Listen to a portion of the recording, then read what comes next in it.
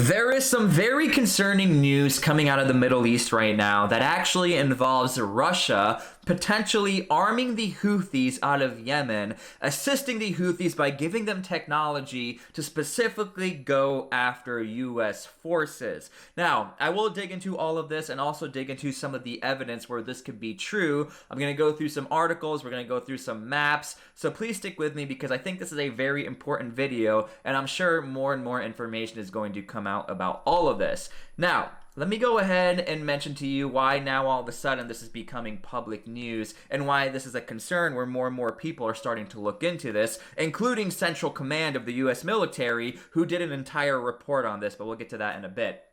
First things first, I want to mention, the Wall Street Journal came out with this exclusive article titled, U.S. Launches Effort to Stop Russia from Arming Houthis with Anti-Ship Missiles. Now, I'm not going to dig into this entire article. Essentially, the meat and potatoes of this article is that Russia is trying to get some sort of retaliation on the U.S. military for their involvement, or Biden not stepping down and allowing for Ukraine to strike into Russian territories, not only on mainland Russia, but also in Crimea, where there was a very devastating attack or accident that happened and the U.S. is being blamed. I will show you that evidence here soon. But again, essentially the meat and potatoes of this story is that Russia, although they have claimed retaliation, they never said it was going to be directly from them. So there is speculation out there that the U.S. military is saying, the intelligence community, that the Houthis may be the ones, since they actually are the closest to potentially going after U.S. forces, where a very devastating attack could occur on U.S. naval elements. Now, I'm not trying to stir up fear.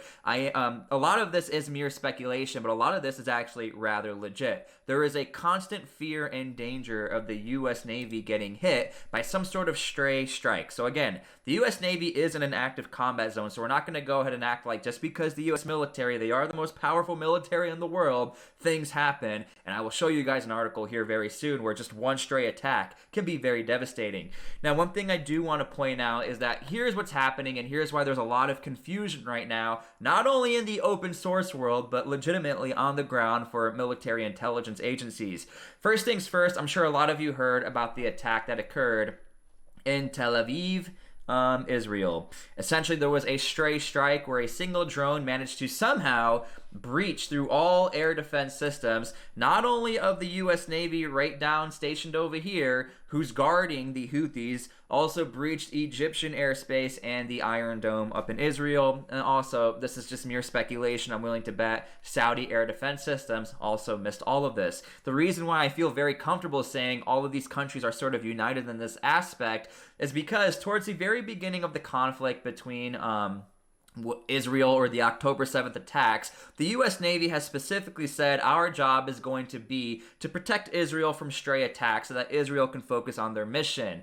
And so we saw almost day in and day out with the Houthis launching these drones either at the U.S. Navy, either at Israel, either at ships, and they still are, we'll get to that in a bit. The U.S. Navy was there to protect all assets and to protect Israel. Now, all of a sudden, for the first time, you have this single stray strike actually reach its target, and the Houthis down in Yemen are claiming they're the ones who did it. Now, one thing I want to say, the speculation behind how there was success with this strike is that there were waypoints set in place, and this will sort of tie everything to Russia. Essentially, a waypoint allows for somebody to set coordinates around a map, and a drone will follow those coordinates via satellite. And so there is speculation out there that it wasn't necessarily the Houthis who did the attacks. It could be somebody outside of Yemen who plotted the points, who has a little more intelligence than the Houthis to actually hit its target, plotted these points from a clandestine area, and managed to breach all of these defense systems, either by flying as low as possible or mapping out an area where that could cause some mass confusion. And again, a lot of people saying that this drone did fly through Egypt, and maybe Egypt wasn't fast enough on reporting what exactly was happening. Now, one thing I do want to point out is that there are trackers where you can find who's where and who's doing what. Right now, the U.S. Navy, sorry, I'm trying to get this.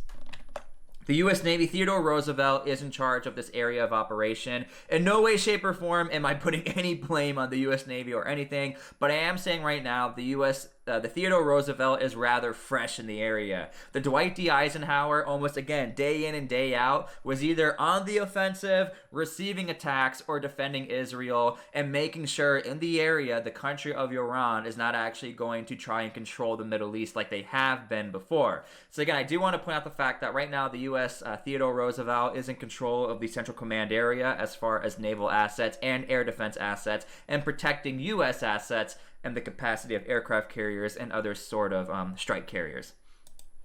Now, this is the meat and potatoes as far as the evidence as to where this is all coming together. There was an attack that occurred over in Crimea, Sevastopol, where it's being speculated air defense systems hit a rocket and they fell upon a crowd. However, the U.S. military was sort of blamed for it. Russia tells U.S. ambassador it will retaliate over the Sevastopol attack, or the missile strike. Here's a direct quote for you guys.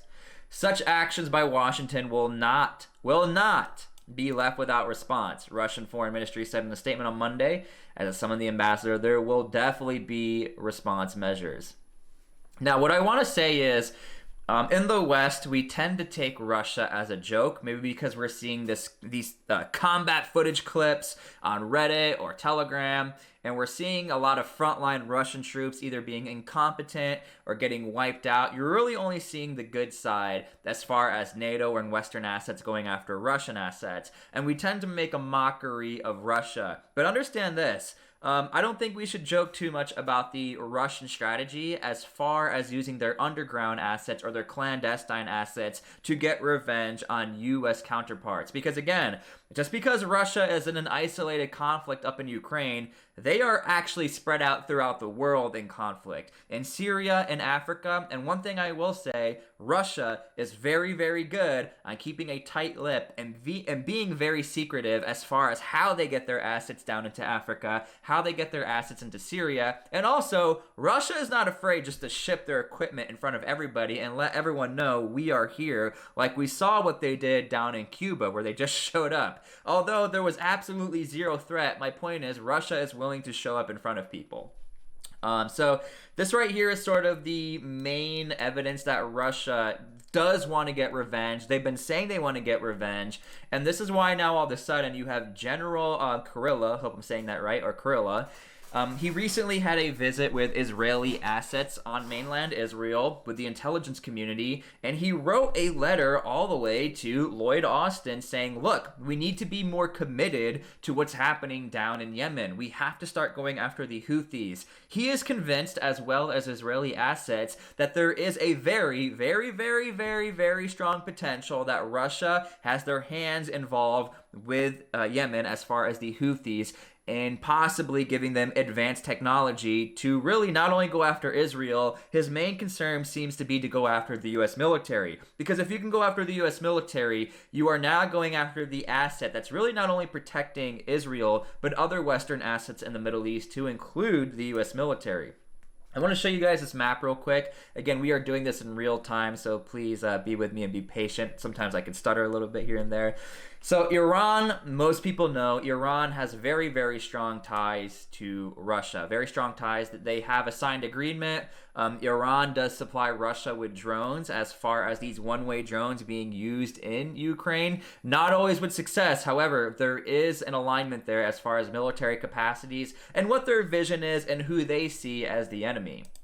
Now, with Iran being involved up in Russia, we can only speculate that Russia is going to return the favor as far as being a friendly military nation and ally, supplying Iran with some sort of equipment. We know Iran does use Russian equipment on the lowest level, utilizing probably AKs, but also maybe on the highest level as far as radar system, advanced radar systems, and long-range munitions that could reach other countries around their areas. So what I want to point out, and the reason for this map, is not specifically the country of Iran and their military, specifically Iran's militia groups, or the ties that has, or the militia groups that pretty much are funded by Iran. These groups spread out throughout Iraq, Syria, Lebanon, and Yemen. So down in Yemen, again, like I showed you guys the tracker, this is where the Theodore Roosevelt is. These are where the ships are at. And if Russia wants to get a very strong strike on the US. Again, maybe not directly, but funneling through the channels of Iran. It's going to be going after an aircraft carrier. Russia is saying they want a very strong response because they're calling the attack that happened on Crimea barbaric. And again, they're putting a lot of the blame, if not all the blame, on the US. So again, they're going to want to go after a very big asset. Down in Yemen alone, there are 10,000 to 30,000 known potential Houthi fighters or the Houthi movement. But throughout the entirety of the Middle East, you have a ton of fighters. And understand this, you're maybe seeing this and be like, what, okay, only 20,000, maybe only 30,000, 10,000, that's not a lot.